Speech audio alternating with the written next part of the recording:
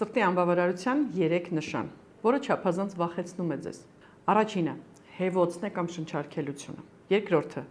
սառը ձեռքեր եւ ոտքեր։ Եվ երրորդը՝ ամենավատը, երբ շրթունքներն են կապտած։ Ինչ անել, եթե կան այս նշանները։ Հատկապես, եթե դուք աստիճաններ եք բարձրանում, իջնում մի փոքր ֆիզիկական աշխատանք եւ տեսնում եք պուլսը արագացավ, սիրտը կարծես տեղից ցածկոտում է,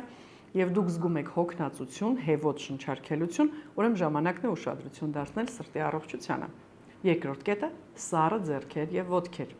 Հատկապես երիտասարդ տարիքում բնորոշ է, երբ որ սառչում են վերջույթները։ Մեծ տարիքում արդեն կարող են արտահայտվել ջղաձգումներ, ձգվածություններ, հատկապես գիշերային քնի ժամանակ։ Սա եւս խոսում է սրտի անբավարարության մասին։ Եվ երրորդը՝ կապտավուն երանգ շրթունքների, դեմքի։ Ինչի մասին է սա խոսում։ Ոչ միայն սրտի անբավարարություն, այլև թթվածնային քաղց։ Բնական է, որ սիրտը, եթե չի կարողանում արյունը կծկել, նաև անբավարար է դառնում ձեր թթվածնի հոսքը բջիջներ։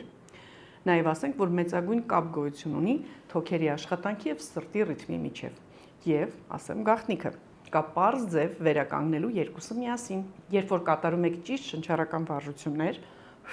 ստոցանիով,